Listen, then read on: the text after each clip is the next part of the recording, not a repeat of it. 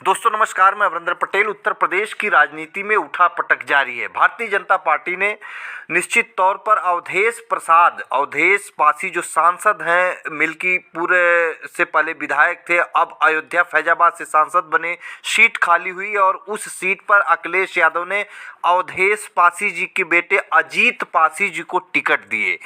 अब भारतीय जनता पार्टी ने ऐलान कर दिया, वहां पर चंद्रभान पासवान को टिकट दिया। मतलब कि भारतीय जनता पार्टी भी उस पासी समाज के वोटों में सेंध लगाकर उत्तर प्रदेश में एक अलग जगाने वाले बहुजन समाज की एक अलग ही पहचान बन गए। जिस तरह से अवधेश प्रसाद पासी जी, उनकी राजनीति को कमजोर करने का यह राजनीतिक जो कलाबाजी भारतीय जनता पार्टी ने किया है।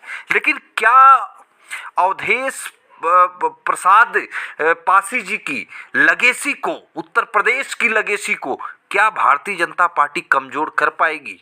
आपको बता दें, आरएसएस हो चाहे आपको बताऊं कि बहुत सारे राजनीतिक पृष्ठभूमि अगर देखा जाए तो अंग्रेजों की एक चाल थी कि निश्चित तौर पर आपस में लड़ाओ और उससे जो है कि खुद मलाई खाओ।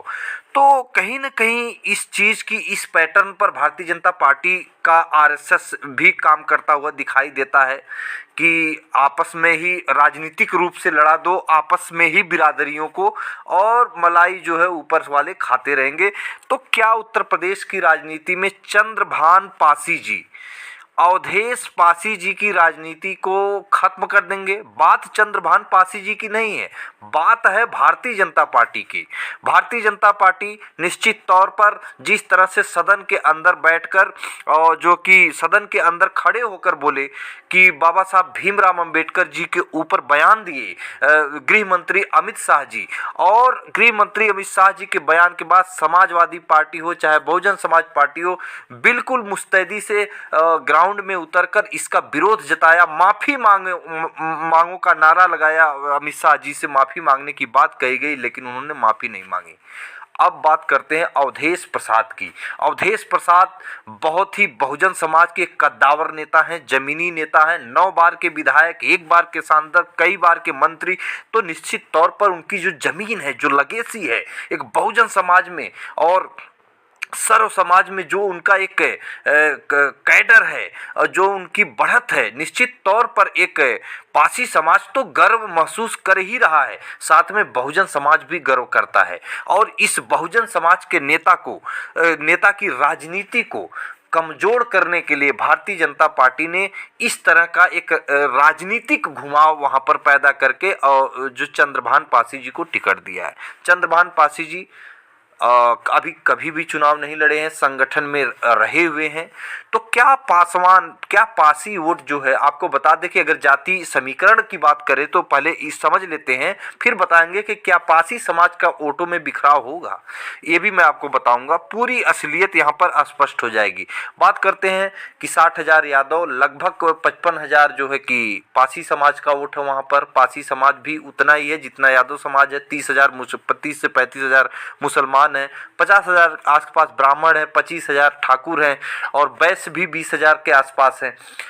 तो पासी समाज के वोटों में बिखराव करके उत्तर प्रदेश में बहुजन समाज, उत्तर प्रदेश नहीं पूरे देश में एक पैटर्न, एक देश की एक आन बान शान बने बहुजन समाज की, अवधेश प्रसाद को राजनीति में कमजोर करने का जो एक लेगेसी चली, जो जिस तरह से राजनीतिक भारतीय जनता पार्टी के अंदर उथल पुथल है अवधेश प्रसाद जी को लेकर, वो कारण ये है कि अवधेश प्रसाद एक सामान्य सीट पर कैसे जीत गए। लल्लू सिंह संवर्ण हैं, संवर्ण समाज से आते हैं और उनको हराए अवधेश पासी। इसीलिए अवधेश पासी जी की राजनीति को खत्म करने के लिए बीजेपी जो है जो कि उसी बिरादरी का कैंडिडेट उतारा। क्या पासी वोट को तोड़ पाएगी बीजेपी? तो आपको मैं बता देता हूं कि जो 9 बार का विधायक, कई बार का मंत्री, 1 बार का सांसद, वह भी सामान्य सीट पर सवर्ण उम्मीदवार को, बीजेपी के सवर्ण उम्मीदवार को पटकनी दिए हैं दलित समाज के अवधेश पासी जी। उनका पासी समाज क्या साथ छोड़ सकता है? तो दोस्तों आपको बता दूं, बिल्कुल नहीं साथ। ये वही आपको बता दूं पैटर्न है जिस तरह से आजमगढ़ की अगर बात करें, आजमगढ़ में आप देखे होंगे कि जिस तरह से वहां पर दिनेश लाल यादव निरहुआ धर्मेंद्र यादव के खिलाफ एक बार खड़े हुए और बुरी तरह से हारे। एक बार उपचुनाव में जीते थे, मैं मानता हूं। अखिलेश यादव के सामने जिस तरह से दिनेश लाल यादव निरहुआ खड़े हुए थे, 2.5 लाख वोटों से हारे थे 2019 में। यह उसी तरह का मामला है। अवधेश पासी जी को हराना और पासी समाज का वोट तोड़ लेना, वह भी अवधेश प्रसाद पासी जी के क्षेत्र में, तो ये बीजेपी का ये राजनीतिक षड्यंत्र नहीं चल पाएगा, जहां तक मेरा मानना है। जो जमीन पर एक पासी समाज जिस तरह से एक जोश में आया है, जिस तरह से पासी समाज राजनीतिक रूप से एक अपने आप को अच्छा महसूस करता हुआ दिखाई देता, अवधेश पासी जी को कि लीडर मानता है। पूरे उत्तर प्रदेश में अवधेश पासी जी को पासी समाज पूरा अपना नेता मानता है। तो निश्चित तौर पर मिल्कीपुर का पासी समाज निश्चित तौर पर ये साथ नहीं छोड़ सकता। मैं आपको लिख के दे रहा हूं, जो ये भारतीय जनता पार्टी की राजनीतिक षड्यंत्र जो बोल सकते हैं।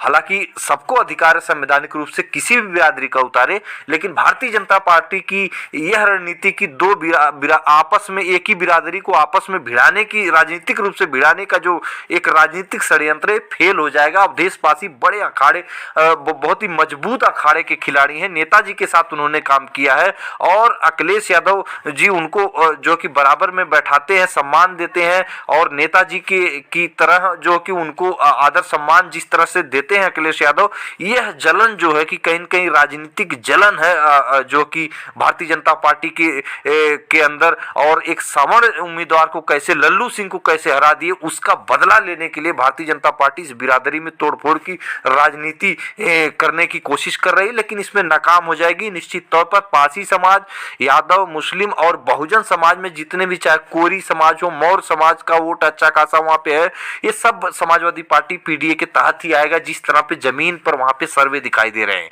तो फिर मिलेंगे अगली वीडियो में, तब तक के लिए नमस्कार।